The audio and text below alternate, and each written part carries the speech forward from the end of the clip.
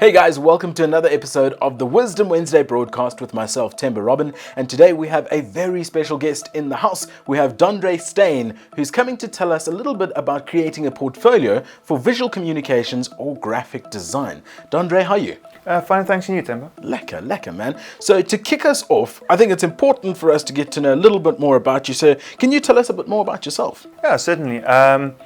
I have a master's degree in fine arts, and for the past decade or so, I've been a practicing artist as well as a visual communication educator, currently employed at CTU Training Solutions. Sure, Dondre is wearing all the badges. So to kick off our conversation today, I think it's probably quite important for myself and the viewers at home to firstly understand what is a portfolio when we say portfolio.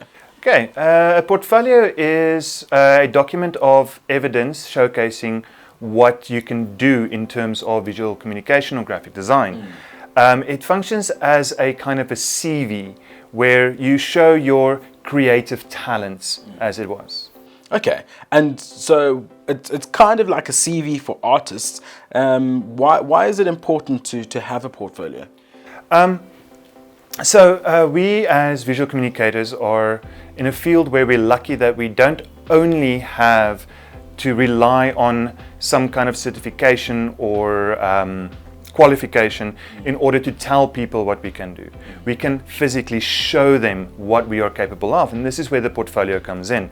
It's there to show off a little bit, showing what you can do, how your creativity works, etc. Cool. So we know what a portfolio is, why it's important to the potential students at home. Could you give them some tips and tricks or things to consider when they're compiling an entrance portfolio? Certainly. Firstly, contrary to popular belief, you do not actually require art as a matric subject in order to be able to study visual communication or graphic design. Okay. The only thing that you require really is a portfolio. Okay. Now, in this portfolio, we require about 10 artworks. Now, a good place to start with these 10 artworks is drawing. Okay. If you look at the Italian word for drawing, disegno, it kind of doesn't only refer to the craftsmanship of drawing, but actually anything design orientated. To quote the Renaissance artist Giorgio Vasari, drawing is the start of everything. Yeah. Without it, you have nothing. And if you think about it, everything that we engage with, from the buildings that we live in, the chair we're sitting in, even the device that we're... Cars. Yeah, everything is started with a drawing. And that is a very good place to start, is with this drawing. And in graphic design, we use drawings as a means of process, taking what is in our minds and making it real by putting it on the piece of paper, and then working through our ideas and building up a visual language of sorts. But it doesn't only end there. Drawing in itself can become the end product as well, where it can take the form of an editorial illustration or even a fantasy artwork, such as a floating maze, for example.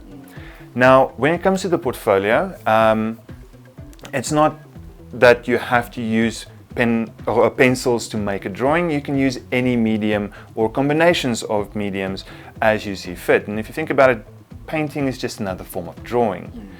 And we require two types of artworks. The first one we call observational drawing. So this is looking at something and trying to represent it on a piece of paper as accurately as possible. Now, this can take the form of a still life where you take some fruit and vegetables, arrange them nicely and make a drawing of it. Or you can look at your environment, either a natural environment or a built environment, where we use perspective to create the illusion of three-dimensional depth on a two-dimensional surface, such as a piece of paper. Or alternatively, life sketching, where we do figure studies and you just draw people as they go about in their daily lives, or focusing on a hand or a face or something like that, just to showcase that you can accurately represent reality. The second one we have is what we call creative art. Now, creative art is a little bit more about communicating a message or telling a story of sorts. Now here, it can be anything, such as using social media or commenting on how social media informs how we see ourselves in our current situation, or even how we engage with information in the digital age, or alternatively just showing us the stories that we all know and love. Yeah. Wow, you've got the potential to make a really robust portfolio. You're not locked into doing anything specific. You can have a bit of fun with it. Yeah, certainly. Cool. So before we wrap it up, I think for the viewers at home, we are going to ask Dondre to dive into his treasure chest of knowledge and maybe give us a top tip from the Dondre Vault. What can you tell us? Well, in my experience, drawing is a skill and anybody can learn to draw. The only requirement is a willingness to try. And that's what I would say for these portfolios, is to try and show off a little bit. Show us what you are capable of doing. Yeah, I like that. That's a cool top tip. So drawing is a skill that you can learn. I think I'm going to try. I hope Dondre's got many hours to try and teach me. But if this is something that interests you, go and check it out on the CTU website. But from myself here, Temba Robin, and Dondre, thanks for coming. Thank you so much, Temba. This has been another episode of Wisdom Wednesday. This is us out. We'll catch you next time.